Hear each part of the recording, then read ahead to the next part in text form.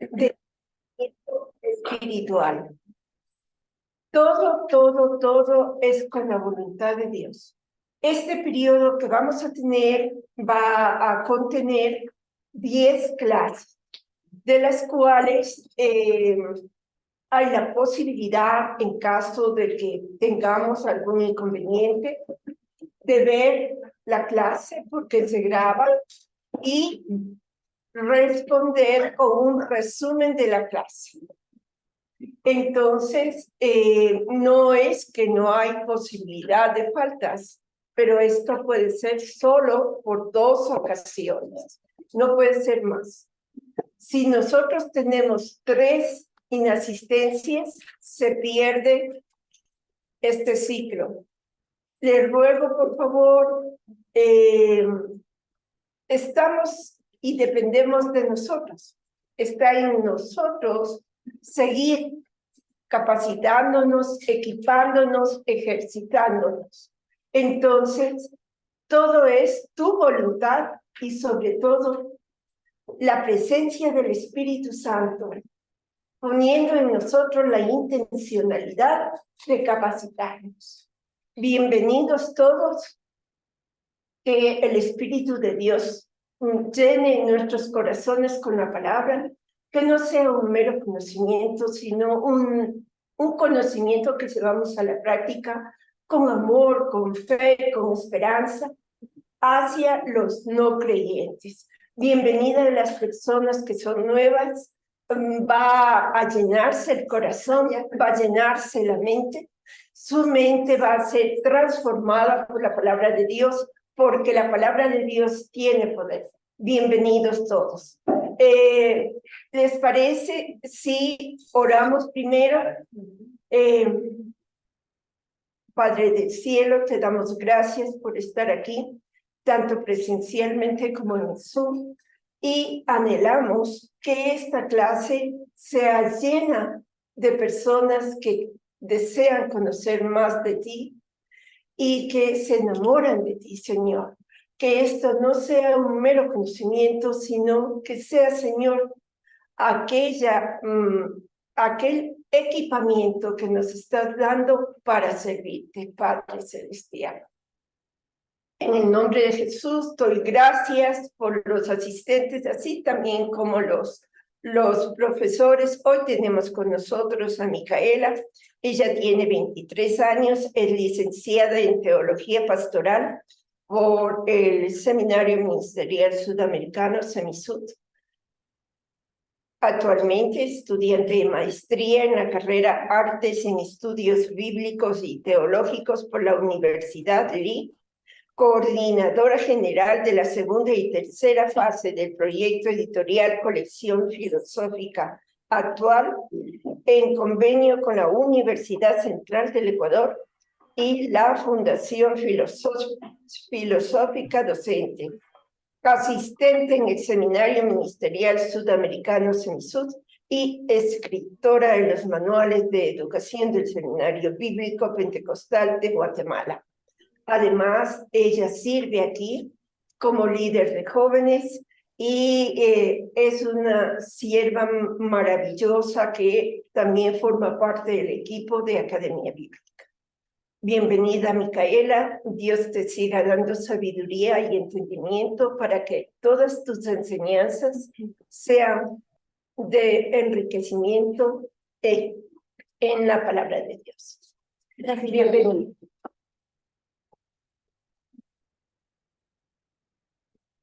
Buenos días, hermanos. Qué gusto estar esta mañana con ustedes. Siempre es grato el poder aprender juntos de la palabra del Señor. Antes de continuar, un par de indicaciones de mi parte. Yo sé que van a ver diapositivas ahí. Les pido también hacer de esta clase una clase dinámica. Les voy a pedir a ustedes que puedan participar también. Entonces, espero sus respuestas en eso. También me disculpo porque el día de hoy vamos a terminar la clase un poquito antes. Yo inicio otra clase del seminario a las 9 de la mañana, entonces tengo que ingresar un poco antes. Y si ustedes tienen preguntas, esas preguntas las vamos a desarrollar al final para no interrumpir la clase. En el caso de las diapositivas, van a ver algunas que van a estar pasando. No se apuren a copiar, no se asusten, tranquilos. Yo voy a enviarle luego las diapositivas a Carmenza para que pueda compartir con ustedes. Y algo más. Sí, habrá datos que ustedes ya conozcan o que ya habrán visto, pero hay otros que van a ver por primera vez. Entonces les pido tener paciencia para los que ya conocen y para los que no, entonces vamos a avanzar poco a poco. Bien, bienvenidos a esta clase, bienvenidos esta mañana. Hoy iniciamos un nuevo ciclo de la Academia Bíblica y este mes es el mes de la Biblia. Entonces, ¿por qué no tratar un tema referente a la Biblia? Y hoy comenzamos con el tema ¿cómo llega la Biblia? Es una pregunta para nosotros. Y muchos de ustedes, mi hermana permítame subir. Nosotros tenemos de eso al día de hoy, ya así formado, ya todo escrito, todo bonito, todo completo, ¿no es cierto? Para nosotros solo leer. Y es más, está en nuestro idioma. Dios es bueno, Dios es grande, porque lo tenemos así, podemos estudiar y aprender de la palabra. Pero en un inicio no estuvo así. Esto pasó todo un proceso largo para llegar a estar así el día de hoy. Entonces vamos a ver cuáles fueron esos cambios y cuál fue el proceso para ver cómo llega la Biblia hacia nuestras manos el día de hoy. Y hay que tomar en cuenta, antes de comenzar como tal, sí me gustaría mencionar que nosotros tenemos la Biblia así, ya de forma escrita. Buenos días, bienvenidos. Pero en un inicio, la Biblia o la tradición no estuvo así.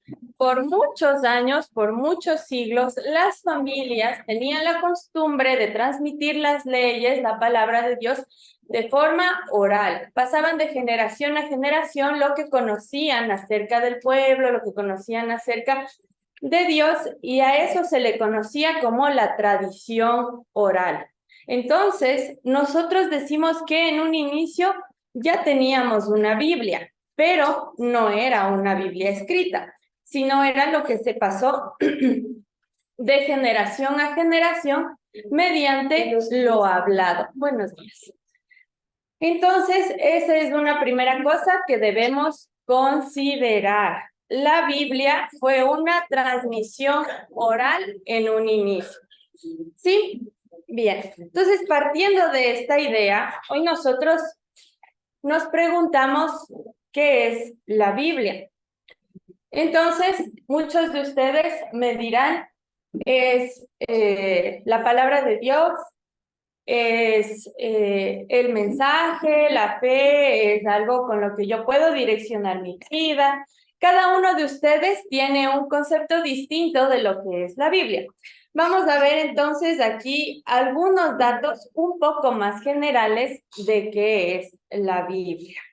Bueno, se conoce como la Biblia entonces al conjunto de textos religiosos que sirven de sustento sagrado tanto a la religión judía como cristiana como católica, y se trata del libro más vendido de todos los tiempos, aunque no lo crean. ¿Por qué? Porque este libro ya ha sido traducido a 2.454 idiomas y con una cantidad de 100 millones de copias anuales.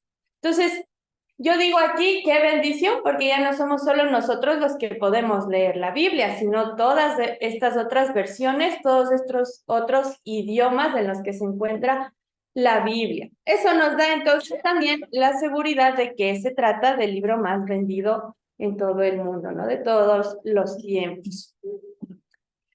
Otro dato es que en la Biblia se narra una serie extensa y diversa de relatos que en un principio eran documentos separados. ¿No es cierto? Ustedes se pueden dar cuenta en sus Biblias las divisiones que tiene. Tenemos Génesis, Éxodo, Levítico y así cada uno de los libros hasta Apocalipsis. Y estos fueron escritos por autores y en tiempos diferentes. Entonces son narraciones separadas que en un momento de la historia se unieron hasta comprender lo que nosotros conocemos como la Biblia el día de hoy.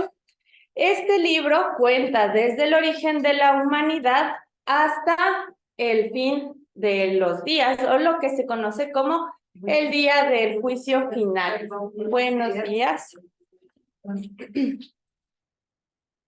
En este libro también se incluyen los relatos de la vida de los profetas, que sobre todo está en el Antiguo Testamento, y estos relatos son mucho anteriores a Jesús. Pero también son importantes porque narran la historia de este pueblo, que fue el pueblo judío, el pueblo hebreo. Entonces, es parte también de nuestra historia. Y en el Nuevo Testamento, entonces, encontramos lo que es básicamente la vida y obra de Jesús, pero también acompañado de los discípulos y lo que va a pasar en los últimos días. Bien, un dato final es lo que significa el término Biblia. Y el término Biblia proviene de la expresión griega ta Biblia, ta agia. Y esto se traduce a los libros sagrados, que está en la parte final. Es el dato 5. Y este término, los libros sagrados, era empleado por los hebreos de habla griega de los tiempos previos a Jesús. Entonces ellos utilizaban este término para referirse sobre todo al Antiguo Testamento. Porque hay que tomar algo en cuenta, y es que antiguamente, o para esos tiempos, habían grupos que consideraban solo el Antiguo Testamento como la ley única.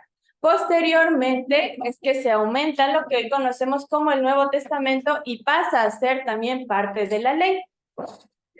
Bien. Entonces pasemos al origen de la Biblia. Ya tenemos unos datos generales de qué es la Biblia, ya conocemos un poquito. Bien, pasemos entonces al origen de la Biblia. Veamos qué pasa con el documento que tenemos hoy en nuestras manos. Bueno, la Biblia tal y como la conocemos del día de hoy, es decir, Antiguo y Nuevo Testamento, fue recopilada por primera vez en la historia en el siglo III a.C. Buenos días, donde empiezan a reunirse todos estos documentos que estaban separados, todos estos escritos que estaban separados, empiezan a ser recopilados para formar un solo conjunto, es decir, la Biblia. Entonces, la Biblia contiene textos de diverso origen y época. Y eso también nos hace pensar a nosotros que originalmente este texto no fue escrito en español. Este texto fue escrito en diferentes lenguas, pero principalmente hay 3, que son en las que se escribe la Biblia, que es el hebreo, que es la mayoría del Antiguo Testamento, con fragmentos de arameo. Y el Nuevo Testamento está escrito en griego. ¿Sí? Bien. Hay dentro de la historia y el origen de la Biblia una recopilación hebrea que se hace del pueblo de Israel llamado el texto masorético. Este texto masorético es una tradición escrita en hebreo, y esta recopilación se hace en el siglo IX después de Cristo. Y en ese momento se consideraba como la versión hebraica oficial, pero esta versión no incluía el Nuevo Testamento. Era solo el Antiguo Testamento. Bien. Si bien es cierto, al día de hoy nosotros tenemos la Biblia en nuestras manos y la conocemos, podemos leerla, pero hay un punto que es bien importante reconocer, y es que en los materiales originales que estuvo escrita la Biblia, no todos permanecieron intactos, porque no todos, en realidad para ese tiempo no existía el papel. Entonces se escribía en otro tipo de materiales como el papiro, la vitela, el cuero, y esos materiales, como eran naturales, también con el paso del tiempo se iban destruyendo, se iban degradando, o incluso lo que estaba escrito en los materiales se iba perdiendo. Y algo que en la antigüedad era considerado importante era que todo este tipo de escritura era realizada mayoritariamente en el papiro porque era un material natural y era barato. Pero desgraciadamente el papiro se destruía o se deterioraba fácilmente. Y ahí se perdió también mucha información acerca de esta escritura sagrada. Bien, bien hasta aquí, ¿sí? Sí. Bien, muy bien. Pasemos entonces. La estructura de la Biblia. Bien, gracias. Ahí, y les pregunto, ¿alguna vez ustedes le han visto a ese señor que está ahí en esa imagen? Sí. ¿Alguien le conoce? Sí, ¿cómo se llama? Martín Lutero. Bueno, para nosotros él es un personaje importante y vamos a ver qué sucede con él en esta parte.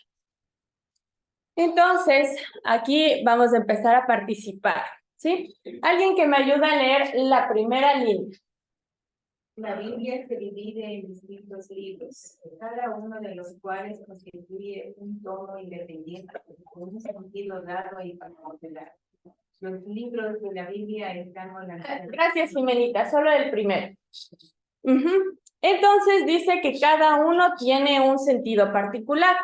No sé si les ha pasado, pero cuando nosotros leemos la Biblia y terminamos de leer, por ejemplo, los Salmos, y pasamos al siguiente libro, se cambió, ¿no es cierto? Todo el sentido, todo lo que estaba diciendo el autor, se cortó ahí y el siguiente libro ya es diferente. Ahora, ojo, eso no quiere decir que no sea palabra de Dios inspirada. Solo que como menciona esta misma línea, eran autores diferentes en tiempos diferentes y cada uno tenía una perspectiva distinta de lo que como pueblo o personajes bíblicos estaban viviendo. Entonces, eso hace que sea distinto incluso la extensión de los libros. Hay algunos que tienen más de 100 capítulos y hay otros que duran solo una media hoja. Entonces, eso depende mucho del autor. Ahora sí, el siguiente punto. Los libros de la Biblia están organizados en base al Antiguo y Nuevo Testamento. Bueno, es como les decía yo en el inicio, hay cosas muy básicas que nosotros conocemos y reconocemos, ¿cierto? Pero es importante siempre mencionar. La Biblia está dividida en dos partes, las que nosotros conocemos como el Antiguo Testamento y el Nuevo Testamento. Ahora es importante que ustedes sepan que esto va a depender de la religión que esté teniendo el conocimiento de este tipo de libros, porque hay algunos que van a aceptar más libros que los que nosotros tenemos en nuestra Biblia y otros que acepten menos libros. Eso va a depender del canon.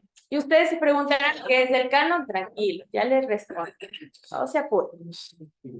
Vamos entonces con el siguiente punto. Las Biblias cristianas contienen la totalidad del Tanaj o Antiguo Testamento, junto con un grupo de textos posteriores cristianos, conocidos como el Nuevo Testamento. Gracias, Jiménez.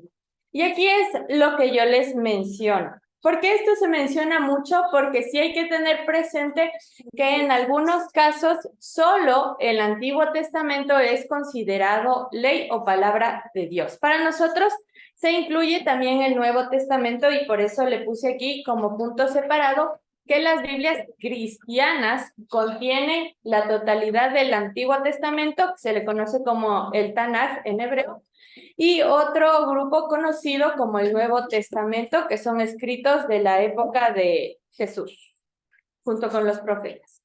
Entonces, eso hay que tener muy en cuenta. Y el último punto, por favor. Un ejemplo de Un ejemplo de canon Canon. distinto al católico es la tradición alemana que Martín Lutero hizo de la Biblia. Bueno, y ahí les preguntaba si ustedes le conocen a este personaje, Martín Lutero. Bueno, él es importante dentro de nuestra historia y haciendo un resumen un poquito de la vida de él. Él tiene un conflicto con la Iglesia Católica por algunas situaciones con las que él no estaba de acuerdo. Entonces, él va a escribir 95 tesis en las que va a exponer cuáles eran los puntos con los que él no estaba de acuerdo y que hacía la Iglesia Católica. Una de las cosas que le chocaba mucho a él era el cobro de las indulgencias. Eso era por lo que él peleó mucho, porque decía que no tenía sentido, y también peleaba mucho porque la Iglesia decía que debía permitirle al pueblo la lectura misma de la palabra, no solo la Iglesia decir y decir y decir lo que la gente tenía que hacer y lo que decía la palabra, sino también permitirle al pueblo esa lectura. Entonces, él después de salirse o desligarse de la Iglesia Católica, porque él estaba unido a la Iglesia Católica, entonces él empieza a hacer su propio estudio y aquí saca entonces una traducción de la Biblia que hizo al alemán. Entonces, a él se le considera, bueno, a él principalmente, se le considera como el fundador del protestantismo, aunque alrededor de él estuvieron otros personajes también que lo apoyaron en este nuevo movimiento religioso. Él se oponía entonces a la versión oficial promovida por la Iglesia Católica y entonces ahí es donde hace esta nueva traducción al alemán. Y es una de las primeras traducciones que se hace de la Biblia a otro lenguaje aparte del griego o latín que utilizaba la Iglesia. Entonces, por eso luego él fue bastante perseguido, digámoslo así. Querían matar, básicamente. Bien, bien hasta aquí. ¿Alguna pregunta? ¿Puedes revisar en el Zoom los mensajes? No, no hay preguntas. Bien. Continuamos entonces. La siguiente. Bien. Entonces, veamos algunas características de estas dos divisiones de nuestra Biblia, del Antiguo y del Nuevo Testamento. Empecemos entonces por el Antiguo Testamento. ¿Alguien más ahora que me ayude a leer el primer punto? Este primer apartado contiene las historias y tradiciones del pueblo israelita originario. Muchas gracias. Y sí, era una de las cosas que yo les mencionaba al inicio. Contiene sobre todo la vida de los patriarcas, las tradiciones, las leyes que el pueblo judío recibió de parte de Dios. Ustedes recordarán cuando Moisés subió al monte y ahí, pues el Señor le entregó lo que como pueblo debían hacer, ¿no es cierto? Las tablas que le dicen comúnmente con los 10 mandamientos. Entonces, básicamente, en información, eso es lo que comprende el Antiguo Testamento, la vida del pueblo, las guerras, todo lo que tuvo que pasar el pueblo de Israel, como diríamos nosotros, todo lo que el pueblo tuvo que pasar para ser moldeado y entender lo que Dios le estaba enseñando a través de sus propias vivencias. Bien, el segundo punto, por favor. El rey Ptolomeo envió a un grupo de sabios a poner por escrito la memoria de miles de años del pueblo de Israel, desde Adán hasta Moisés, incluyendo los libros históricos, sapienciales y proféticos. Gracias. Esta, voy a decirlo así, esta es una de las historias que se cuenta de cómo fue la recopilación de todos estos libros. Dicen que el rey Ptolomeo envió a 70 sabios a que ellos escribieran acerca de todos estos pueblos y cuando volvió a verlos, todo lo que ellos habían escrito coincidían los 70 en la escritura. Entonces, se consideró que ahí esta información que tenían era una información relevante porque todos coincidían, ¿no es cierto? Entonces se empezó ahí a considerar también ya como estas escrituras sagradas. El siguiente punto, por favor. Se compone de 29 libros en la versión protestante, 46 libros en la versión católica y 51 libros en la versión ortodoxa. Ujú. Bueno, por eso les decía yo anteriormente que hay que tomar en cuenta cuál es el canon que se está tomando como referencia, porque hay distintas versiones. En el caso de las iglesias católicas y de las Biblias católicas, tienen más libros en el Antiguo Testamento que las cristianas, porque ellos sí incluyen los libros denominados como deuterocanónicos. Entonces, bien, nosotros aceptamos entonces las de 39 libros, ¿sí? Se compone de 39 libros en la versión protestante, 46 en la versión católica y 51 en la versión ortodoxa. Entonces, esto hay que tomar en cuenta qué Biblia tenemos, ¿no es cierto?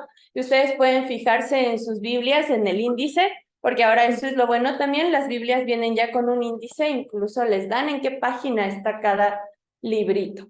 Y ahí ustedes podrán incluso contar si quieren, y ahí ven cuántos libros consta dentro de su Biblia. Bien, el siguiente punto.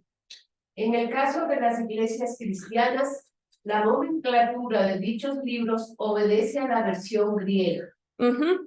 Bueno, si ustedes se fijan en el índice, al lado de cada nombre del libro bíblico está, ¿no es cierto?, una abreviatura, que a eso también se le conoce como nomenclatura. Entonces, en el caso del libro, por ejemplo, de Números, la nomenclatura es NM y puntito.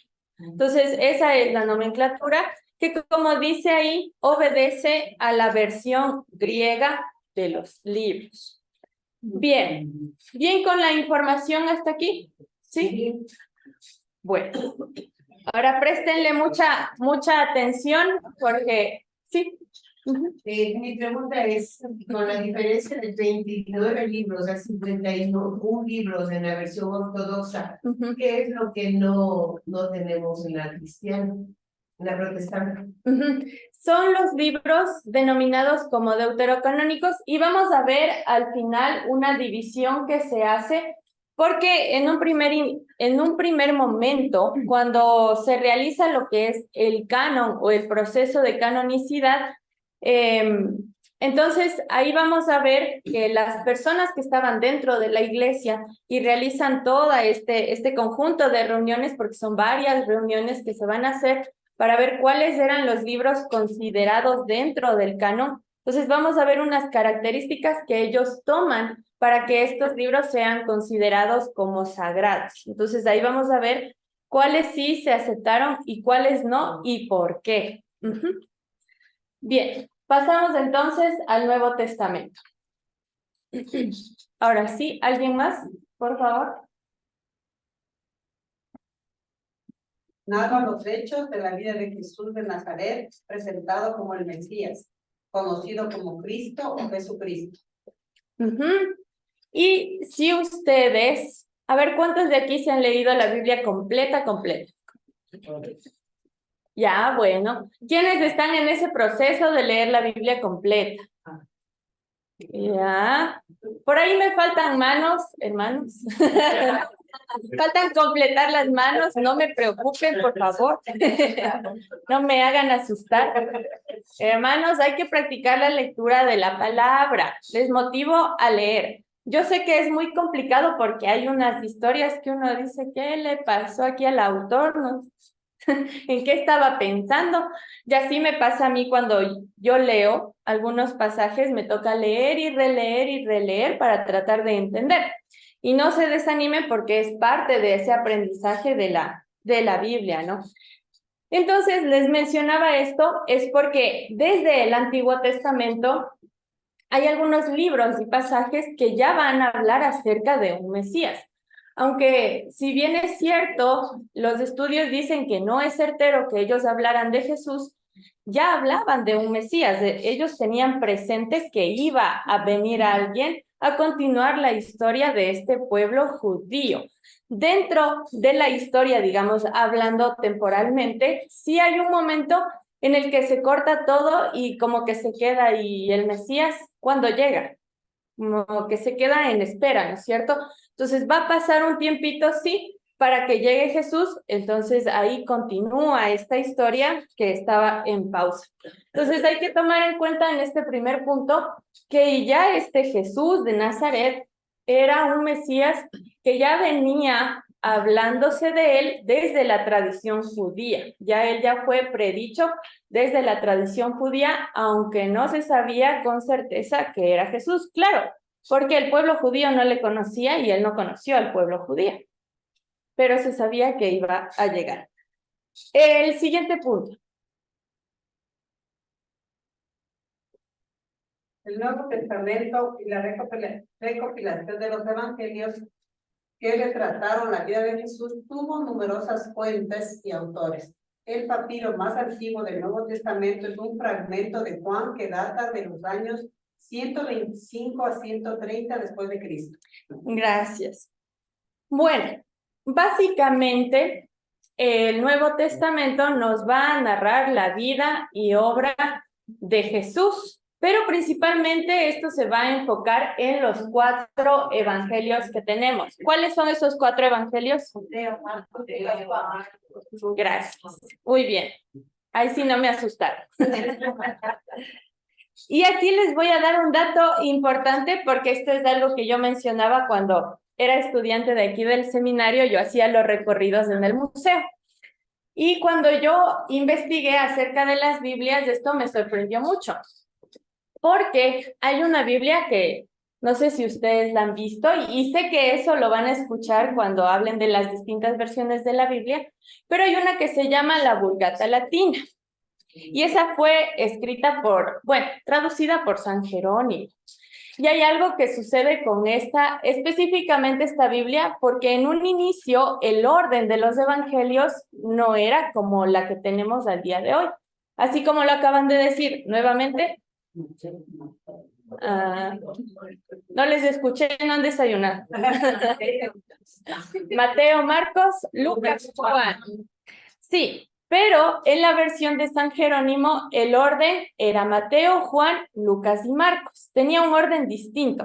Y de hecho, por él haber reorganizado, digamos, el orden de los evangelios, ¿por qué él hizo esto? Porque consideraba que ese orden tenía como que mayor coherencia en la lectura. Pero a él le persiguieron por esto, porque al ser un texto sagrado, era cómo es posible cambiar algo que Dios dio así, ¿no es cierto? Entonces fue perseguido por ese motivo. Bien, entonces retrata lo que es la vida de Jesús, su obra, pero también nos va a narrar otros hechos que les pasa a los apóstoles, cómo es la elección de ellos, cómo es la elección de los discípulos, cómo algunos van a ser transformados por Dios, porque ustedes recordarán que no todos aceptaban a Dios y no todos creían en Él, ¿cierto? Algunos tuvieron que pasar unos procesos fuertes para llegar a creer en Dios y también para llegar a creer en el Mesías. Porque cuando Jesús muere, hay algunos va a haber uno que le niega y otros van a decir, bueno, ¿era el Mesías o no era el Mesías? ¿Por qué se murió? ¿Por qué nos dejó? Entonces hay algunos que después de la muerte de Jesús todos se van a dispersar, porque, bueno, no les culpo, ¿no es cierto? Su Mesías se murió y revivió después de 3 días. Entonces, claro, la desesperación y la angustia en ese momento estaban, ¿no es cierto? Pero bueno, entonces todo eso es lo que nos va a narrar el Nuevo Testamento hasta el Apocalipsis, donde Juan nos va a narrar de forma, ¿cómo decir? De forma un poco cruda lo que va a pasar, bueno, lo que nosotros consideramos como el juicio final o los días finales, ¿no es cierto? Pero ahí vamos a ver también que en ese aspecto hay algunos que dicen que Juan no está narrando el final de los días, sino que él estaba narrando todo lo que el pueblo estaba pasando con los emperadores romanos, ¿sí? Aunque él lo hace de una forma creativa, digamos así, para relacionar su historia. Y ahí les puse un dato, porque eso es nada más un dato, que el papiro más antiguo del Nuevo Testamento es un fragmento de Juan que data de los años 125 al 30 después de Cristo. Bien, continuemos con el último punto. Esta segunda parte de la Biblia se compone de 27 libros, 4 evangelios, un histórico, libro de los Hechos, 13 epístolas paulinas, 8 epístolas generales, un profético, el Apocalipsis. Bien, como yo les mencionaba, en estos 4 evangelios principalmente lo que se narra es la vida y obra de Jesús. El libro histórico de los Hechos, pues bueno, como su nombre lo dice, es histórico. Nos va a narrar la historia de estos personajes, tanto Jesús como los apóstoles. Tenemos las 21 epístolas o también conocidas como cartas. Eso va a depender de la traducción que estén leyendo. Pueden ser epístolas o cartas. Y estas reúnen principalmente ensayos y tratados doctrinales. Es acerca de la iglesia. Ustedes notarán, principalmente en el libro de Romanos, se detalla bastante bien algunas cosas que sucedían o no debían suceder dentro de la iglesia. El apóstol Pablo tiene bastantes detalles con respecto a la cuestión de los rituales de pureza, cómo debía tratarse a la mujer. Y ojo, aquí yo no le culpo, porque hay muchos que tienen mucha pelea con Pablo por la cuestión de la mujer, ¿no es cierto? Pero él siempre ha sido mal interpretado y mal entendido en sus palabras, así que hay que estudiar bien, sobre todo los pasajes donde él habla acerca de la mujer para ver qué realmente estaba tratando de decir, ¿no? Él él realmente no tiene un problema con la mujer, somos nosotros que tenemos problemas con Pablo, porque le leemos mal. Entonces, hay que estudiarle bien a él para entender qué es lo que nos dice. Y bien, entonces, estas epístolas se dividen en 2 grupos, que son las 13 paulinas, que son de Pablo, y las otras 8 generales, que son de los otros escritores de las cartas. Y de ahí tenemos un libro profético, que es el Apocalipsis, donde nos habla acerca de la narración del fin del mundo y el juicio final, cómo va a ser este juicio final. La siguiente, y del Nuevo Testamento tenemos dos diapositivas porque es el que más se estudia en la actualidad. No quiere decir que el Antiguo Testamento no, pero el Nuevo Testamento es uno de los que más se lee. Sí, ¿me ayudan, por favor? Reunir las partes del Nuevo Testamento fue una tarea incluso más ardua para los eruditos. Tras la muerte de Jesús, en la primera mitad del siglo I, sus milagros y obras fueron pasando de boca en boca hasta extenderse por todo el Mediterráneo. En la segunda mitad del siglo I había decenas de versiones, en siriaco, en copto, en latín, en griego culto, en armenio.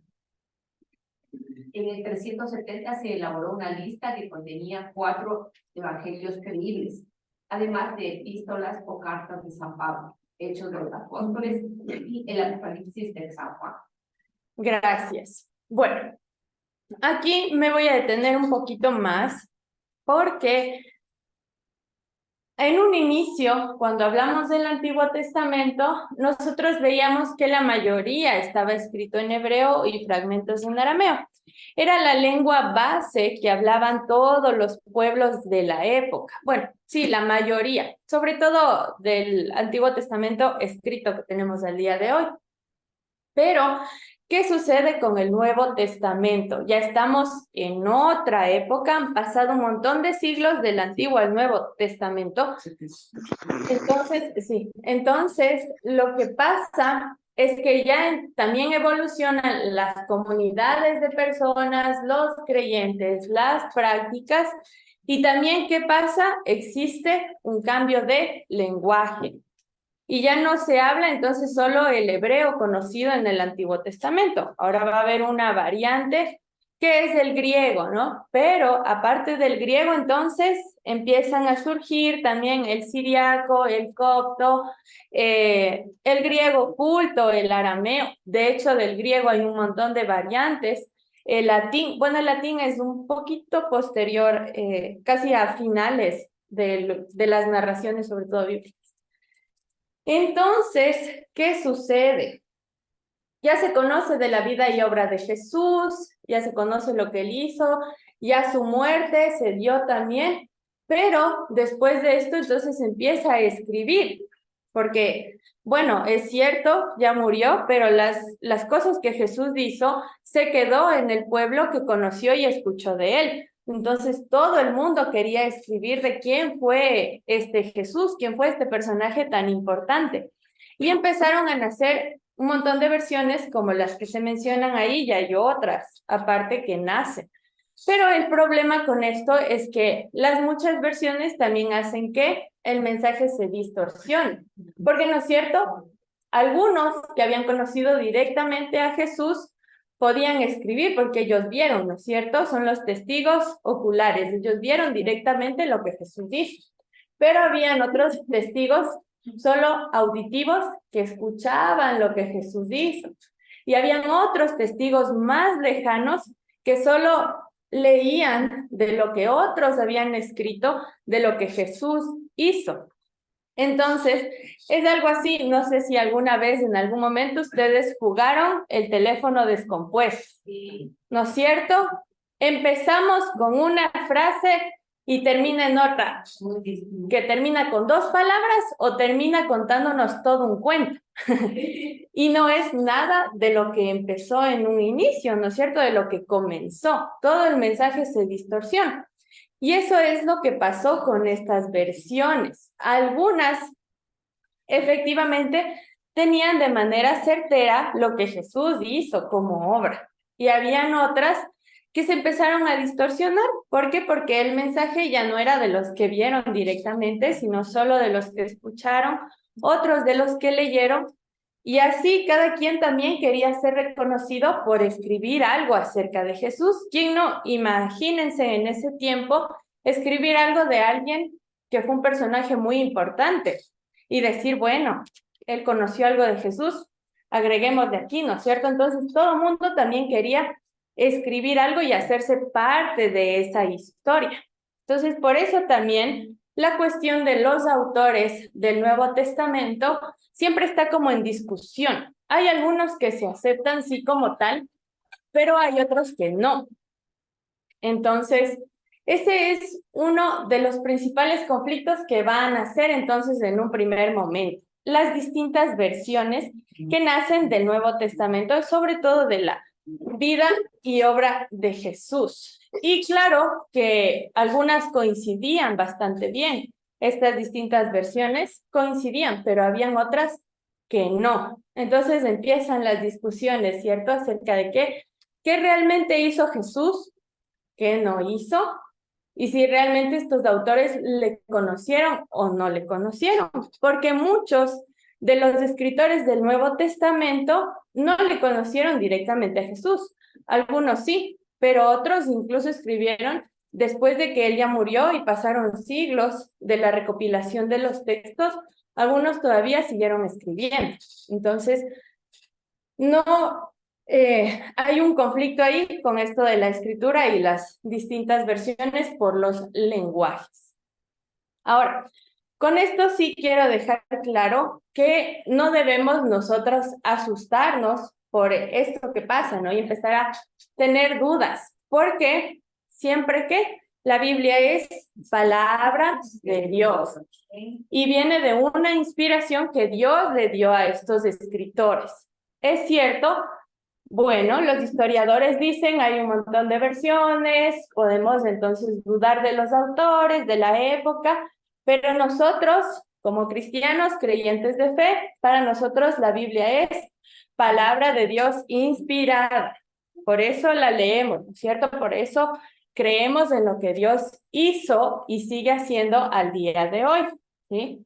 Entonces, ahí estos son datos de información, de investigación, pero eso no quiere decir que nosotros podemos dudar. Siempre preguntarle sí a la palabra, podemos preguntarle, pero no dejar de creer.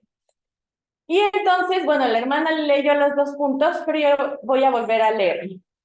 Entonces, en el 370 se elaboró una lista que contenía 4 evangelios creíbles, además de epístolas o cartas de San Pablo, Hechos de los Apóstoles y el Apocalipsis de San Juan.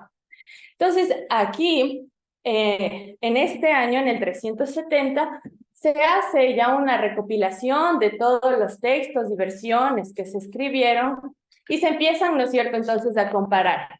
A ver, esta sí tiene esto, esta también, esta también. Entonces ahí ya se hace una recopilación de toda esta información y se adopta una primera versión creíble de lo que nosotros conocemos como el Nuevo Testamento. A raíz de todas estas versiones que nacen, se compara todo y en los puntos en los que todas coincidían, entonces se va recopilando la información. Recordemos nuevamente que los autores, a pesar de ser autores de distintas épocas, con distintas situaciones de vida, incluso de clases sociales, veían también, tenían esta visión distinta de lo que estaba pasando en la época, ¿no es cierto? No es lo mismo, pongamos, aquí Martita y yo conocemos a Carmenza, ¿sí? Pero Martita y yo somos de épocas muy distintas, con pensamientos distintos, con formación distinta, académicamente hablando, tenemos incluso una relación con Dios distinta, pero ambas queremos escribir de Carmenza. Entonces, Martita va a escribir lo que ella conoce de Carmenza, sus experiencias, su vivencia, incluso todo eso se va a ver afectado por la crianza que ella ha tenido, por cómo ve las cosas, y yo es lo mismo. Yo voy a escribir de Carmenza, pero con mi visión, con las cosas y experiencias que yo he tenido de ella. Y es lo mismo que les pasó a estos autores bíblicos. Cada uno escribió de lo que vio de Jesús, de lo que conocía de Dios, de lo que experimentó, tanto dentro y fuera de la iglesia, con su propia visión. Entonces, nosotros tampoco podemos exigirle al texto bíblico que sea un texto uniforme, ¿no es cierto? Y que todos digan lo mismo, porque no todos fueron de la misma época, no todos fueron de la misma clase social. Y eso hay que tener muy presente cuando ustedes hagan sus lecturas del texto bíblico, ¿sí? Que cada autor fue distinto y que por eso cada texto bíblico también es distinto. Entonces, ese es un primer momento de un atisbo, digamos, de canonicidad de la Biblia. Yo hablo mucho de canonicidad porque va a ser un tema importante para que este texto esté así, formado, recogido, reunido y recopilado como lo tenemos al día de hoy. Una pregunta. Sí. O sea, ¿el canon viene a ser el libro? No, veamos entonces qué es el canon. Ahí está.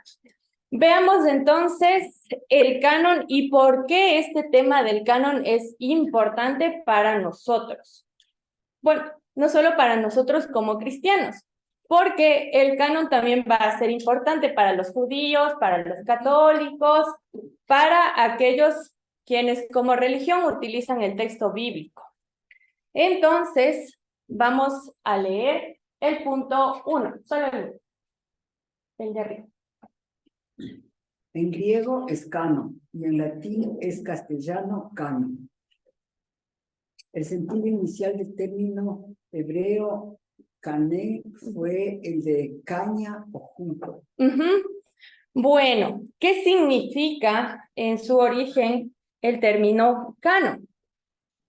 A ver, el término hebreo, si lo puedes señalar, Josué, que está allá, cané, al final de la línea. Ahí, ese término, cané, viene del hebreo, pero ese término hace alusión a la caña o junco, que para los hebreos era una vara de medir, ¿no es cierto? Es como lo que nosotros conocemos hoy como la regla, una regla.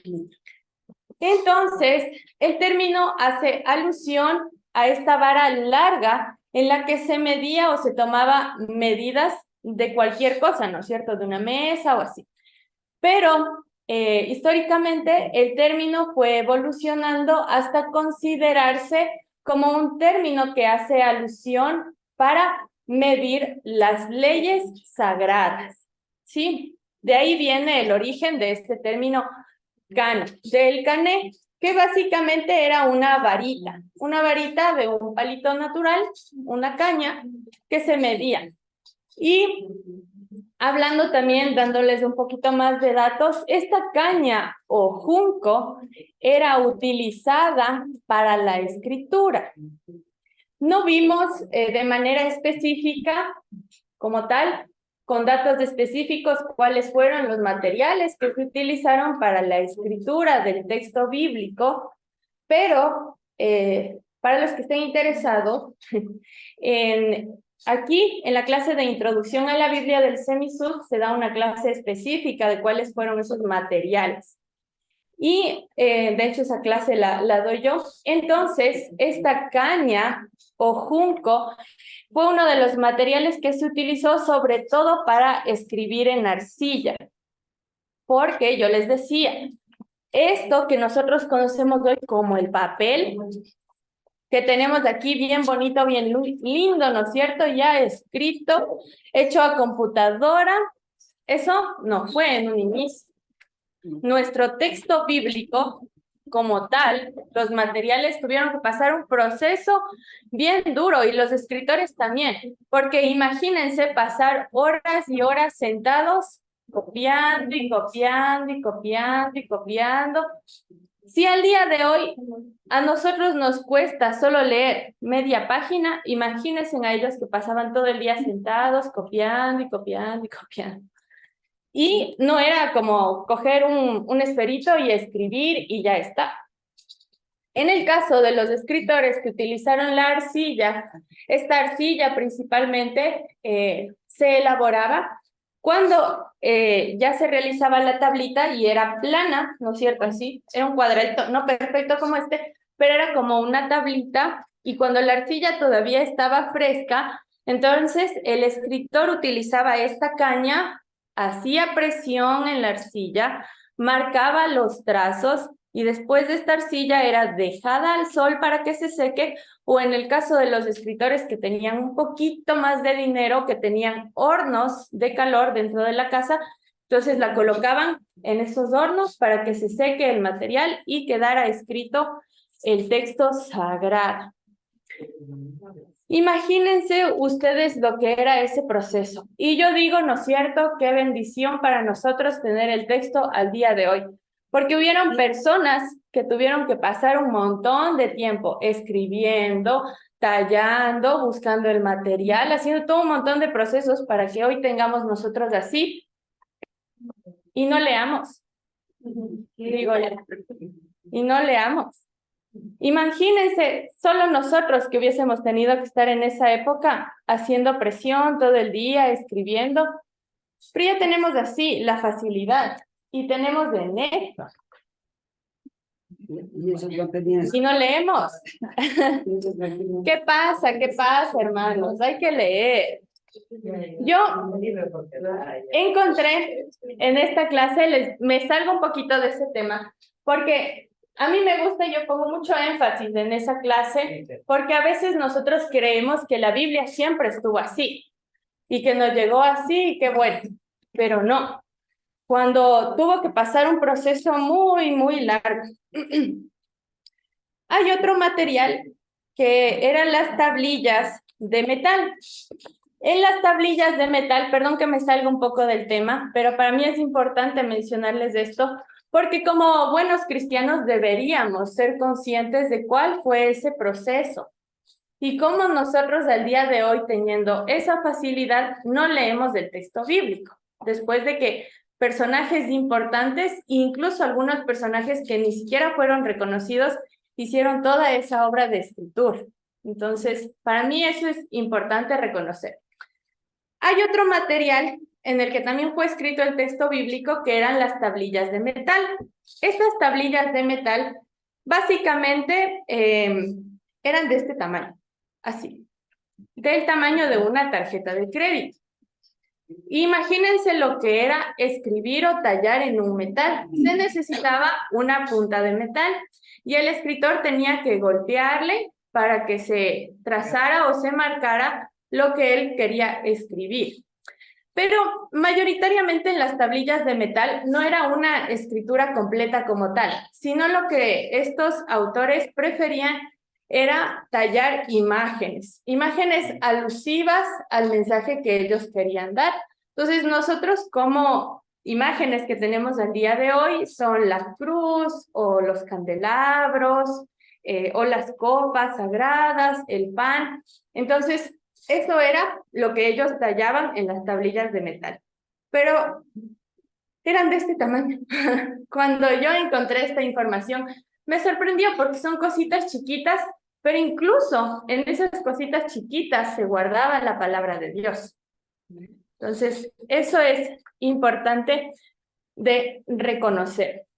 Bien, volviendo al tema, entonces, como yo les mencionaba, esa fue la evolución que tuvo este término canon. Nace de esta vara o caña para medir, pero ahora tomada en un sentido para medir las leyes o las reglas de fe. Bien, el segundo punto entonces. Desde el siglo II de la era cristiana, el término canon se empleó para referirse a la regla de fe. Ahí está lo que yo les acabo de mencionar. Entonces, este término ahora era utilizado para referirse a las reglas de fe. Pero hay que tomar en cuenta también que este término pasó una evolución.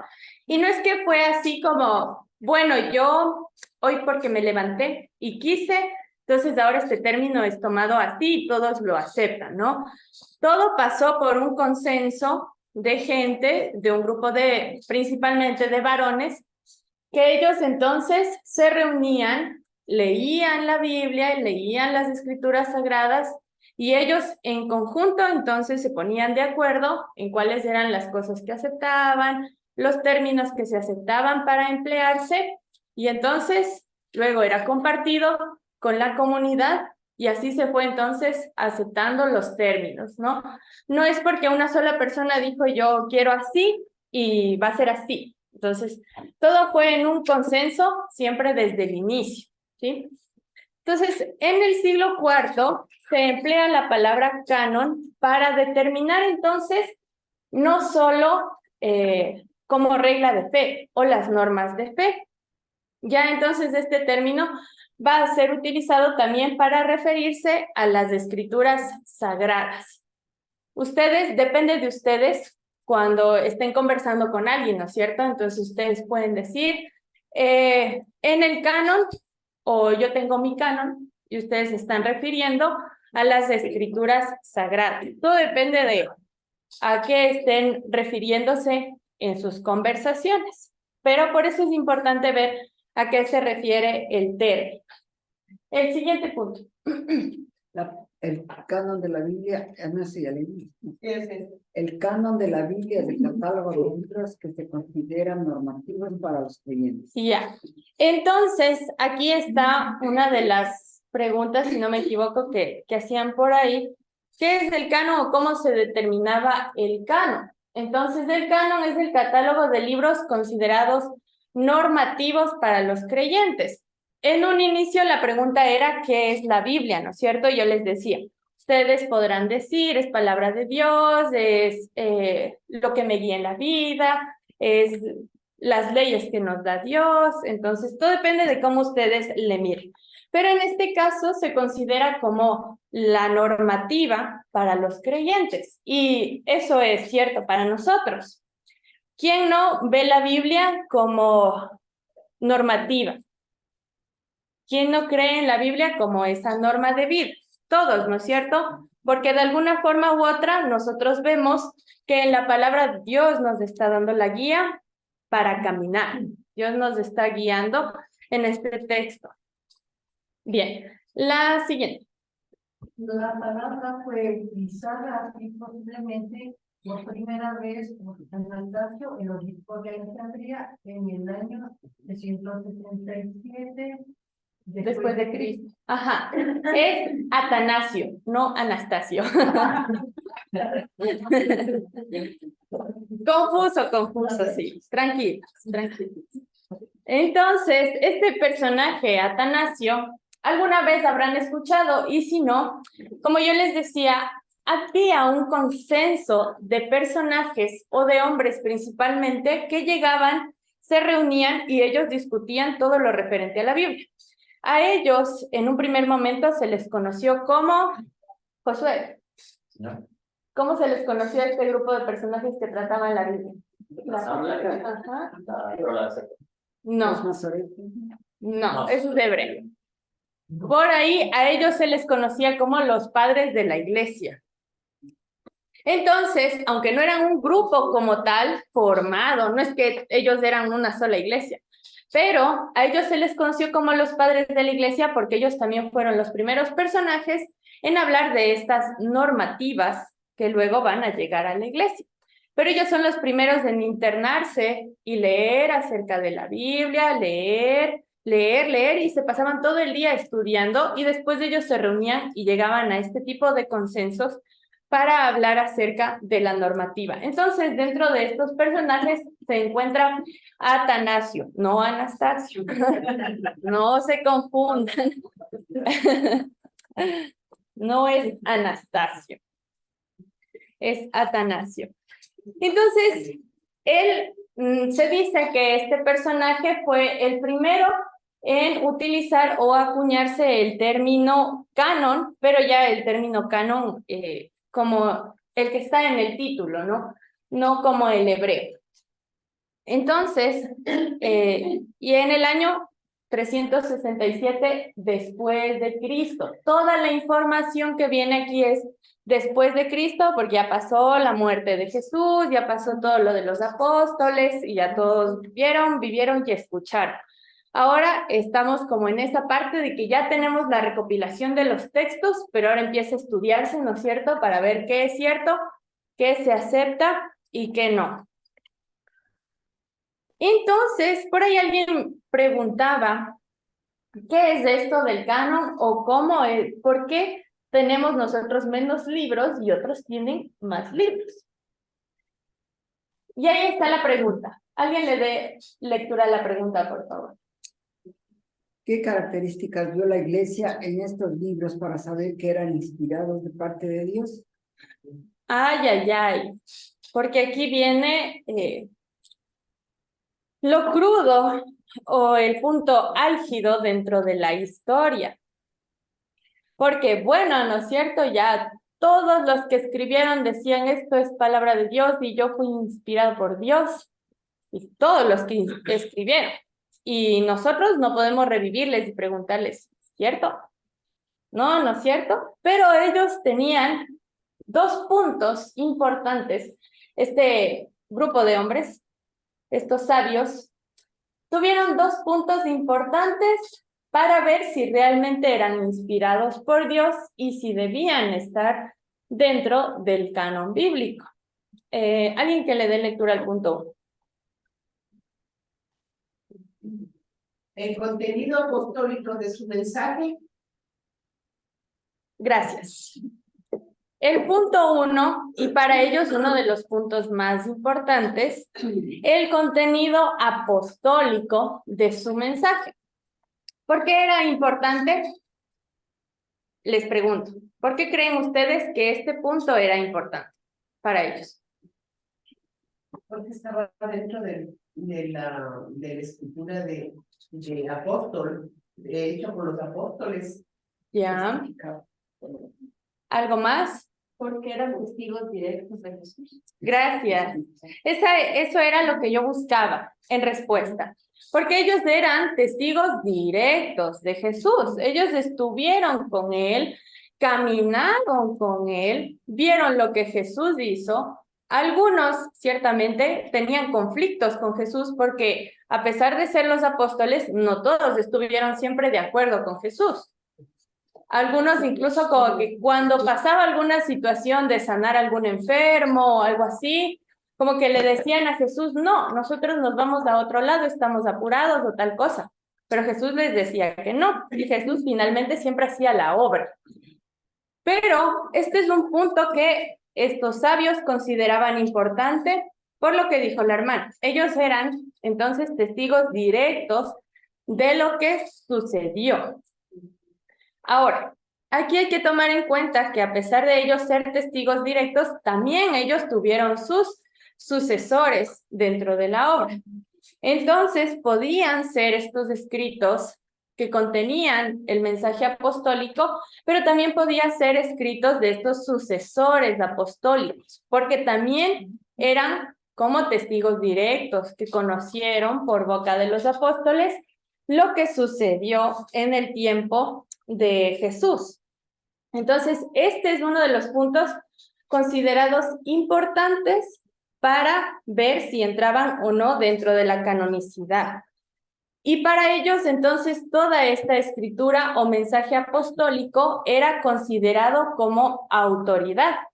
Y así consideramos a la Biblia, ¿no es cierto? Como autoridad también. Entonces, si tal apóstol lo escribió, es autoridad, es palabra y debe estar dentro del canon, ¿sí? Entonces, esa es una de las cosas importantes. Y hay algo que se debe tener en cuenta, porque hay algunos libros, por ejemplo, yo no sé si han escuchado de Enoc o han escuchado de Macabeos, ya. Esos libros sí están dentro de la Biblia católica. Pero para los consensos que se hicieron después, porque no fue solo un consenso en el que llegaron y todos estuvieron de acuerdo, ¿no? Se hicieron varios consensos posteriormente para ver si estaban dentro o no del canon. Entonces, aquí nos preguntamos y volvemos a la pregunta de la hermana, ¿por qué no estuvieron dentro o no están dentro de nuestra Biblia? Entonces nosotros podríamos responder que no están dentro porque quizá uno de estos dos puntos para ellos no concuerdan, ¿no es cierto? O no tiene un contenido apostólico o no tiene un mensaje sobrenatural. Y yo siempre pongo el ejemplo, no sé si alguna vez ustedes leyeron o escucharon, Martita seguro que sí, hay un pasaje en uno de estos libros extrabíblicos donde se cuenta que Jesús era niño. Nos hablan de la infancia de Jesús y Jesús dicen que él estaba jugando con otro niño. Pero el niño le empuja a Jesús y Jesús se enoja y le mata a este niño. Entonces, nosotros, ¿no es cierto?, nos preguntamos, ¿cómo? ¿Cómo Jesús va a hacer eso si Jesús es santo, si Jesús es salvo, si Jesús sana? ¿Cómo le va a matar a otro niño? Entonces, ahí por esas mismas discusiones, preguntas que nosotros nos hacemos así, eran preguntas que se hacían también estos personajes que llegaron a estos consensos.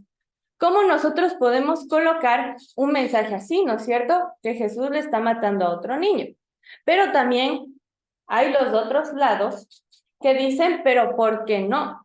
Si Jesús era un niño y como todo niño se enojaba, ¿no es cierto? Nosotros debemos recordar que Jesús era también humano, no era solo espiritual.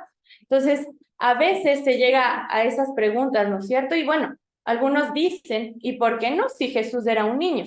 Tenía todo el derecho, como todo niño, a reaccionar así. Bueno, ahí yo les dejo con la duda, para que vayan y lean también, porque estas historias son interesantes y ahí ustedes mismos pueden reflexionar. Bien, ustedes pueden preguntarse, entonces puede que no tenga el mensaje sobrenatural o puede que no tenga el mensaje apostólico. Y ahí pueden también comparar con lo que yo mencionaba antes, las muchas versiones que se escribieron acerca de la vida de Jesús. ¿Quién realmente le conoció a Jesús cuando era niño? ¿Quién realmente compartió con él cuando fue adolescente? Porque nosotros en nuestra Biblia tenemos de Jesús, pero ya cuando Jesús empezó su obra y él ya estaba grandecito, ¿no es cierto? Pero ¿qué sabemos entonces de ahí para atrás? Entonces, ahí llega todo este tipo de preguntas y de consensos. ¿Hay algún? Perdón, ¿en qué orden dice eso?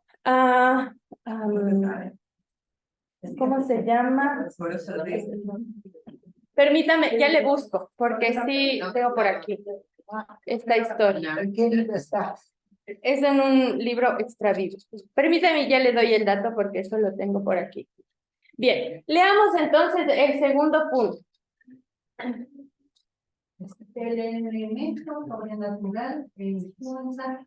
El elemento sobrenatural en su mensaje. Bueno, estos dos, hay varios puntos que se tomaron dentro de estos consensos, pero yo coloqué estos dos porque son los más importantes, digamos.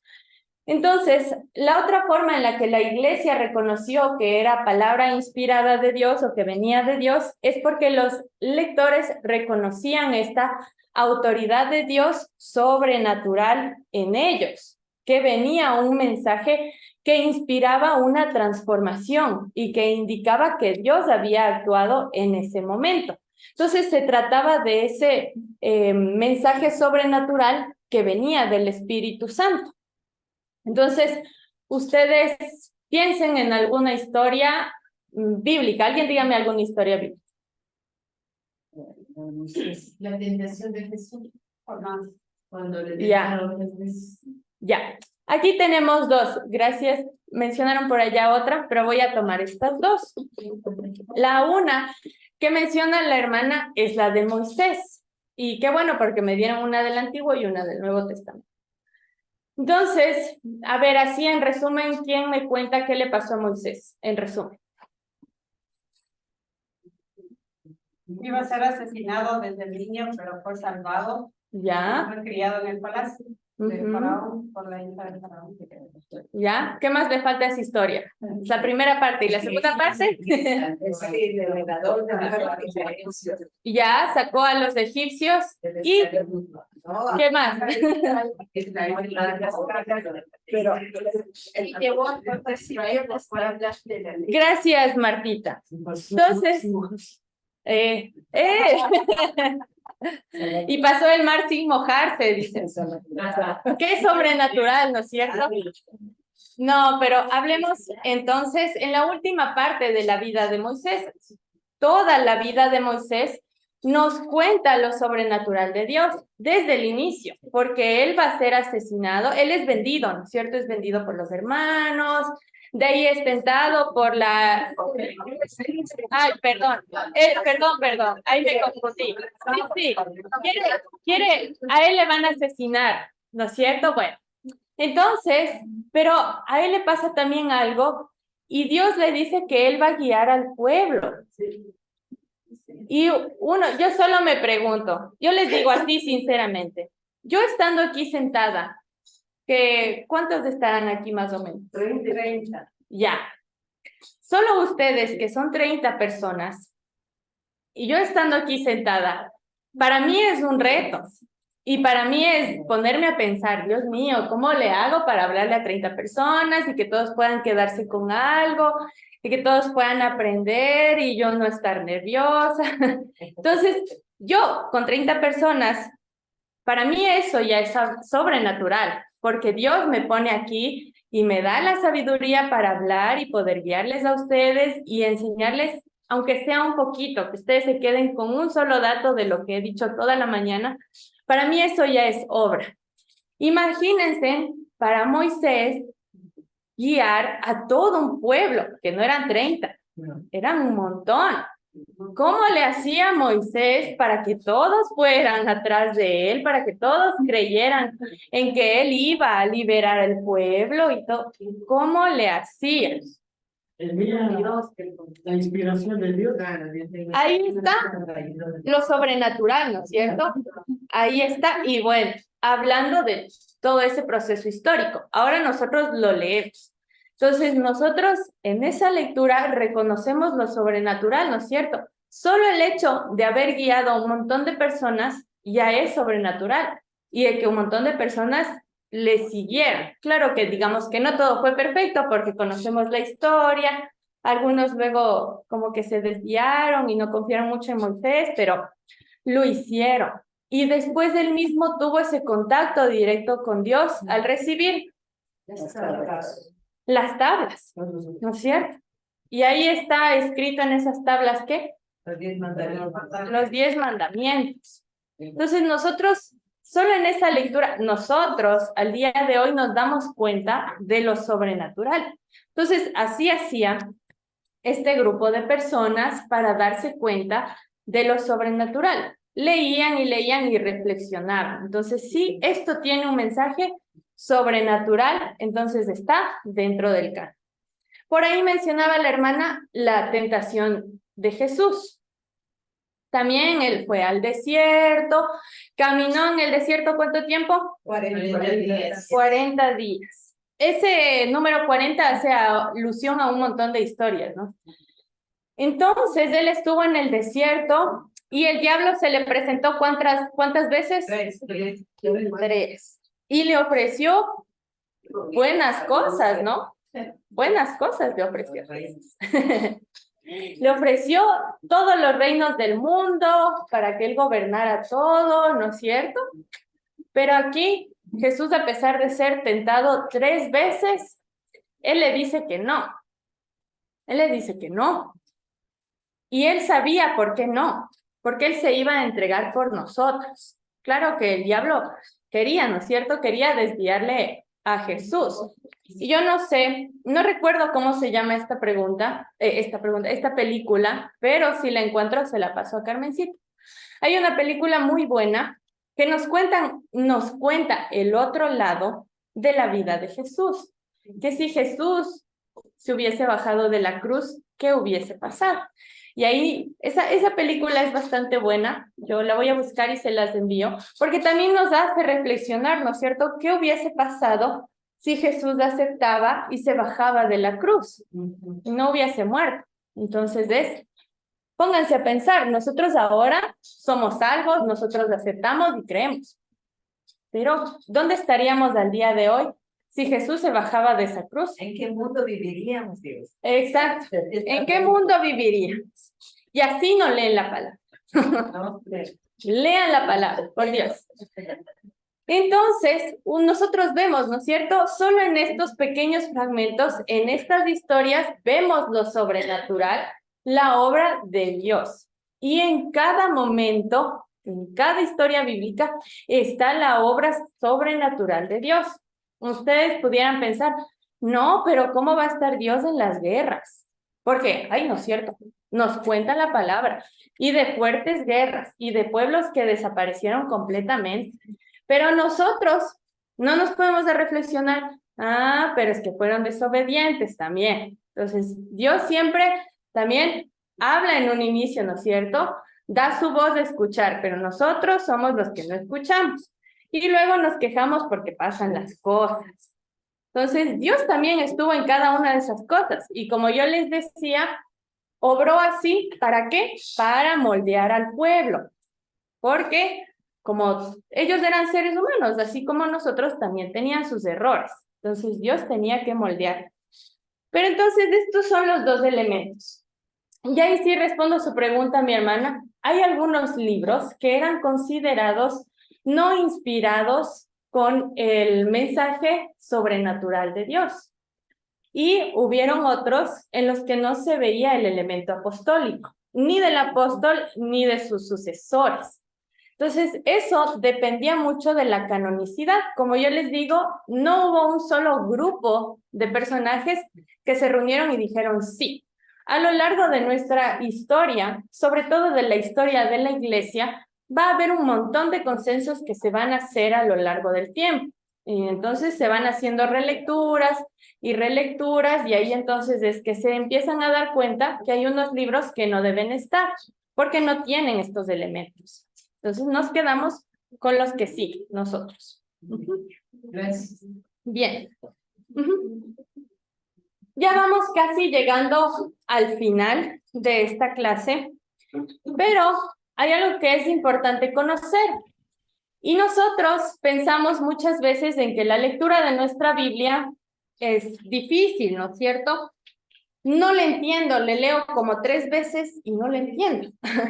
Entonces, eso pasa porque nuestra Biblia tampoco es que está escrita en un solo lenguaje, ¿sí?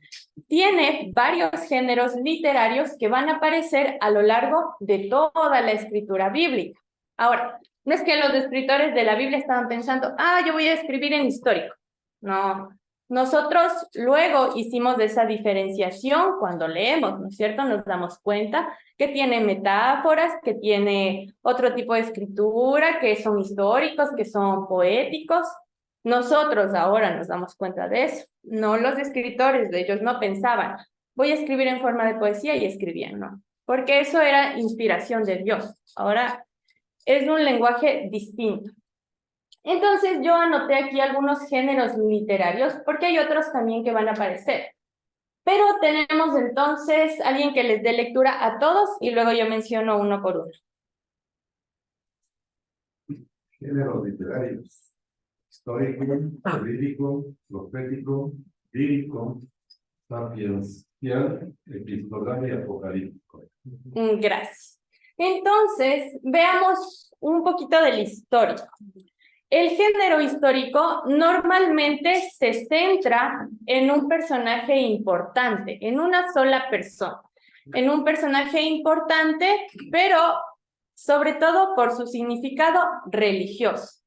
Entonces, el histórico nos va a contar, evidentemente, una historia que le está pasando o le está sucediendo a algún personaje. En este caso, podemos tomar como histórico a Moisés mismo. Él es un personaje histórico en cuanto a lo que le sucedió con el pueblo, en cuanto a las leyes que recibió. Entonces, este tiene la forma de un relato real, algo que ha sucedido, y que nos quiere transmitir entonces una enseñanza religiosa. Ese es principalmente lo que quiere hacer el histórico, ¿sí? El jurídico.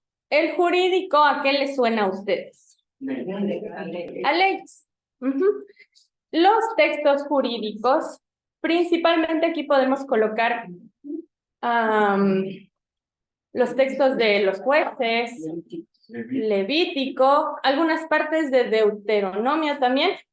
Estos textos principalmente recogen normas o costumbres por las que se regía el pueblo judío y que representaban entonces las exigencias de Dios, ¿sí? Eso es el jurídico, recoge las normas o costumbres. ¿Dónde podemos ver eso? En los pasajes que nos hablan acerca del templo. Cuando ustedes leen los pasajes donde hablan acerca del templo, ahí se detalla muy bien, ¿no es cierto? El sacerdote tenía que lavarse 3 veces las manos en el lavacro que estaba fuera del templo y luego entraba y tenía que hacer tales oraciones y se movía de tal forma. Entonces, este tipo de textos o de pasajes son de este tipo literario jurídico, ¿sí? Ahí se detalla todas estas normas o costumbres de carácter de ley del pueblo. El profético. Martita, ¿cuál es un texto profético? Apocalipsis. Sí, Apocalipsis. También Isaías por ahí está mencionando. Entonces, estos textos... Sí, Isaías mencionan también ahí. Este tipo de textos recogen los testimonios de hombres y mujeres que hablaron en nombre de Dios, sobre todo para criticar, bueno, nosotros ahora como que esta palabra criticar suena feo, ¿no? Pero es para hablar acerca de la mala conducta de un pueblo y para anunciar un futuro mejor, ¿no es cierto? Entonces, recoge el testimonio de hombres y mujeres que hablaban primero de esta mala actitud de un pueblo, pero también les daban un mensaje a un mejor futuro. Y hablaban en nombre de Dios. Y hablaban entonces en nombre de Dios. Muy bien. El lírico. ¿A qué le suena el lírico? Eso sí han leído. Poesía, ¿no es cierto? Los cantares. Cantares, salmos, proverbios. Muy bien. Entonces, este tipo de literatura recoge o expresa los sentimientos, vivencias, emociones, pasión, amor, dolor, de todo lo que pasan los autores bíblicos, los personajes bíblicos. Expresan básicamente los sentimientos. Expresan los sentimientos. Porque Todos ellos eran seres humanos como nosotros, entonces vivían de lo bueno y de lo malo, pero algunos se centraron un poquito más en escribir de esa forma, ¿no es cierto? Desde sus sentimientos. El sapiencial, ¿a qué le suena? A sabiduría, a saber, a ciencia, dice la hermana. Muy bien. ¿Qué libro entra más o menos aquí? Proverbios. ¿Qué otro? También. Sí, un poco. Salmos también un poco. Sí, sí. Entonces, este tipo de literatura reflexiona acerca de las realidades de la vida. Ustedes nos ponemos a pensar y reflexiona acerca de la vida. Es algo así como los filósofos, ¿no es cierto?, al día de hoy. Ellos reflexionan sobre la vida. Imagínense que aquí a los autores bíblicos ya eran como nuestros filósofos, digamos. Ellos reflexionaban de las vivencias de la vida y se interrogaban acerca de las cosas que sucedían alrededor. Y escribían entonces pensando en eso, la vida misma. El epistolar, y ese lo mencionamos, ¿qué son las cartas? ¿Qué son las cartas, básicamente? Y aquí, ahí menciona la hermana, Pablo. Pablo es uno de los autores que escribe en esta forma de carta. Estos escritos estaban básicamente enviados a alguien, por eso son cartas, ¿no es cierto? Porque tiene el destinatario, a quien le va a llegar la carta. Y Pablo básicamente era un autor que escribía mucho a otras iglesias. Le escribió a la iglesia de Corinto, los romanos, los efesios, los filipenses. Entonces, él escribió un montón de cartas para un montón de iglesias, tratando siempre de ¿qué? De corregir las malas costumbres que tenían estas iglesias. Principalmente este género se encuentra en el Nuevo Testamento. Y finalmente nos encontramos con el Apocalíptico. Y entonces lo encontramos ¿en qué libro? Apocalipsis, y algunos investigadores dicen que también fragmentos de Daniel tienen este tipo de escritura o de literatura. Un género apocalíptico. Entonces, este género va a expresar o va a detallar visiones y símbolos que hacen alusión a un futuro final, a un futuro distinto, incluso también a un futuro enigmático, algo que puede ser confuso de descifrar, de descubrir. Por eso tiene este sentido apocalíptico, ¿no? Ahí medio raro, ¿no es cierto? Tratando de encubrir qué pasa. Pero sobre todo es un género que nos habla mediante símbolos. Y ustedes habrán visto en el Apocalipsis, ¿no es cierto?, donde nos habla de los jinetes, de los colores, de el que está centrado junto al trono, de los caballos, de la bestia. Entonces, todos esos son símbolos que nos están contando una narrativa. Pero este es un género que se utilizó específicamente para eso. Bien, preguntas hasta aquí, antes de pasar a la conclusión. Ajá, por favor. Hermana Luz Carmen pregunta, por favor, nos aclara cuál es la versión ortodoxa. Ajá. Y al mismo tiempo pregunta otra persona, para aprovechar, que es la ortodoxa o la ortodoxa. Bueno, vamos a hacerle responder al Josué. Ya recibió, porque él ya recibió estas clases. Bueno, nosotros tenemos un momento en la historia. Antes de pasar a la conclusión, voy a responder esta pregunta. Nosotros tenemos un momento en la historia donde la iglesia deja de ser una y se separa. A ese momento histórico se le conoce como un cisma. Entonces se divide la iglesia.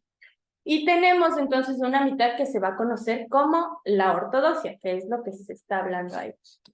Entonces, los ortodoxos eran en un primer momento cuando se separa la iglesia, porque como todos ellos tienen su evolución después, pero los ortodoxos va a ser un grupo de personas religiosos que ellos van a mantener la Biblia como un texto sumamente sagrado, literal y al que no se le puede buscar el pero, como diríamos nosotros. Entonces, ellos, decíamos, hablando de la canonicidad, que con el tiempo van a haber textos sagrados que se van a sacar, ¿no es cierto?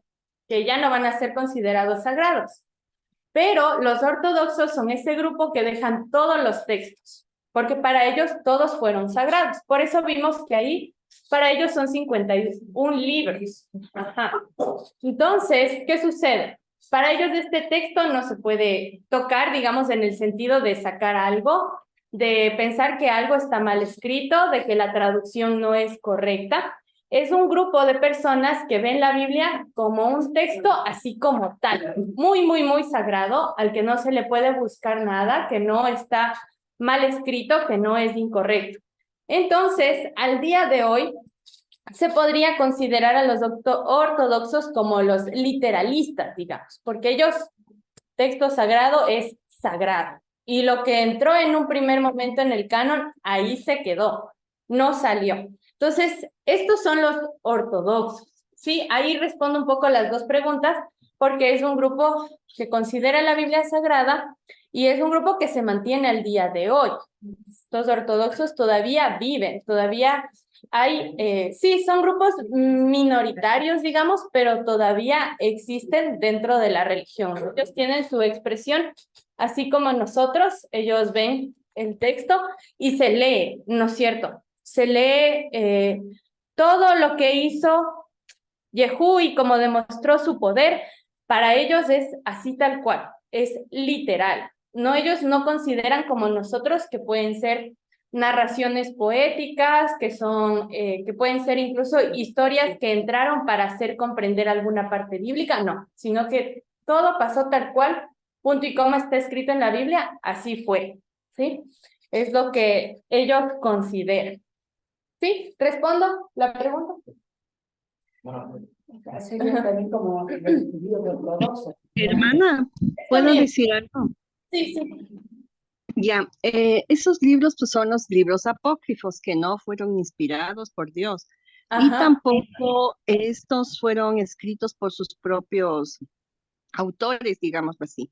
Lo que sí, ¿por qué mantienen ellos los ortodoxos o los católicos? Es porque en esos libros pueden controlar la religión y controlar a las personas. Por eso los mantienen. Sí, aquí hay, nosotros conocemos, bueno, para los que han escuchado, hay dentro de estos libros extrabíblicos para nosotros están los apócrifos y los deuterocanónicos. Son dos grupos de libros. Dentro de estos libros, para ellos sobre todo, y también en algunos casos para la Iglesia Católica, voy a poner de ejemplo para la Iglesia Católica. Para ellos hay libros extrabíblicos para nosotros, pero que para ellos les permite incluso sustentar, por ejemplo, la Virgen María. El hecho de que ellos mantienen a la Virgen, la respetan, así como Jesús, como la ven. Hay esos mismos libros que les permiten sustentar este tipo de cosas doctrinales. Entonces es lo mismo para las otras religiones. Les permiten sustentar su doctrina. Y la doctrina es algo que nace con la iglesia, ¿sí? Es entonces como ahí se sustenta todo lo que es prácticas rituales dentro de la iglesia, algunas creencias, algunos puntos en los que concordamos y otros en los que no. Entonces, básicamente es por eso que se mantienen dentro del canon. Sí, porque para ellos es sagrado y no se puede tocar, pero también porque les permite entonces sustentar su religión o sustentar lo que ellos están diciendo. Es como para nosotros, si lo vemos así. Nosotros también, ¿no es cierto? Con esto sustentamos en lo que creemos y lo que decimos. Así es para las otras religiones. Es como el Corán. Entonces, para ellos es su texto sagrado y con ellos sustentan en lo que creen y lo que dicen. Por eso se mantiene. Bien. ¿Alguna otra pregunta? Si no pasamos a la conclusión. ¿Sí? De los judíos ortodoxos son los mismos, igual que mantienen el Antiguo Testamento. Sí, sí. Ahí, como nosotros, los protestantes, porque nosotros venimos de los protestantes, hay varias divisiones, ¿no es cierto? Cuando hacen los censos de aquí en el Ecuador, a pesar de que somos distintos grupos, pentecostales, los del séptimo día y así, nos ponen en un solo grupo, ¿no es cierto? Es igual que los ortodoxos. Los ortodoxos también tienen sus diversas divisiones, pero los colocan en un solo grupo, hablando de manera general. Pero cada uno tiene las cosas, como yo decía, en las que concuerdan y otras en las que no, pero siguen considerándose como los judíos ortodoxos. Salen de la ortodoxia como tal, hablando en materia religiosa o doctrina. Bien, pasemos entonces a las conclusiones. Sí. ¿Los evangelios pueden considerarse cristianos? Sí, sí hay variantes porque tampoco hay que considerar que un solo libro está escrito en un solo género. Podemos encontrar en un libro varios géneros de literatura escrita como los que vimos anteriormente. Entonces podemos sí encontrar unas mezclas de sapienciales, poéticos, líricos, de leyes, históricos también. En el caso de los evangelios, sí, sapienciales y también históricos, porque nos están contando la historia de un personaje que va a tener un fin religioso. Entonces, sí, tienen esas variantes, esas mezclas, no están escritos en un solo género. Bien. Pasemos entonces a la conclusión. 1. Y aquí sí, lean. Ahí le he puesto 4. Ahí sí, 1. Vamos a leer 1, ¿ya? El 1, por favor, ¿alguien? El autor de la Biblia es Dios. Gracias. Y esta puse como punto 1 para que quede claro. Porque después de lo que todo uno dice en las clases, es como en las clases del seminario. Uno siempre les asusta a los estudiantes y luego les calma, ¿no? Para que no pierdan la fe. Y eso es muy importante. Tenemos un montón de información, debemos estudiar la Biblia, eso sí, no debemos dejar de hacer eso como cristianos, debemos siempre estudiar la Biblia, pero nunca se nos debe olvidar que el autor de la Biblia es Dios. Él inspiró a estos escritores y ahora tenemos eso como palabra para nosotros, como palabra que refresca el alma, ¿sí? Punto 2, ¿alguien más? La Biblia, antes de ser escrita, fue una enseñanza oral. Gracias. Y ojo, porque yo les decía en un inicio que la Biblia o las leyes ya existían como tal, pero se transmitía de generación a generación de forma hablada hasta que empezaron a existir los materiales de escritura. Entonces, la ley o la palabra de Dios ya teníamos, ¿no? Ya tenía el pueblo judío. Punto 3. La relación se debe a tradiciones y hechos históricos que pasaban de generación en generación desde tiempos muy antiguos. Muy bien, y que sigue pasando al día de hoy y que nosotros pasamos a nuestras generaciones, ¿cierto? Así ha sido a lo largo de la historia desde tiempos muy antiguos. Una tradición que se va pasando. El punto 4. Se puede decir que la Biblia es una obra colectiva, es decir, obra de todo un pueblo que a través del tiempo ha plasmado en ella su tradición. Qué bonito, ¿no? Porque no es de una sola persona que escribió con una sola visión, sino que es de varios autores que tuvieron esa experiencia con Dios, que conocieron a Dios, y que por esa inspiración que Dios les dio, ellos escribieron, y es una obra por eso colectiva, pero que la tenemos en una sola, ¿no es cierto? Bueno, nosotros la tenemos en una sola. Entonces, eso nos da también el ver cómo fue todo este proceso de la Biblia. Qué bonito, porque ha sido un proceso largo, difícil, fuerte, pero al día de hoy podemos leerla. En algunos casos incluso ya podemos solo escuchar, ¿no es cierto? Nos ponemos y escuchamos. Entonces, es una obra colectiva, ahora ya la tenemos en nuestras manos, de distintos pueblos, de distintas visiones, pero plasmada en una sola tradición. Y el punto 5, que ahí está como 4. Es importante conocer en qué género literario está escrito un pasaje de la Biblia, para entender qué es lo que allí el autor sagrado quiere decir y significar. Gracias. Y este es el último punto importante también, porque yo sé que para algunos de ustedes, de nosotros, es difícil leer la Biblia porque no entendemos qué está diciendo el autor. Y a veces leemos y leemos y leemos y no entendemos. Pero ¿por qué no tenemos en cuenta eso? ¿No es cierto? Que hay un género específico en el que puede estar escrito ese pasaje.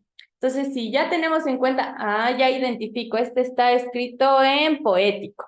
Entonces, ahí podemos ya tener una mayor facilidad de entender qué nos está diciendo el autor, porque ya sabemos en qué género está escrito. Incluso podemos ya tener el significado final de qué es lo que ese pasaje está expresando. Entonces, mis queridos hermanos, yo sé que ha sido una mañana de mucha información y de mucha habla y habla para mí. Pero como les dije, para mí lo importante es que a pesar de todo, que creo que fueron como 7 diapositivas, más lo que yo hablé, que fue un montón de información, pero siempre la satisfacción para nosotros es que al menos ustedes se queden con un punto de todo lo que se mencionó y que puedan siempre seguir reflexionando, ¿no? El hecho de que nosotros estemos sentados aquí al frente como maestros tampoco es la certeza última o final.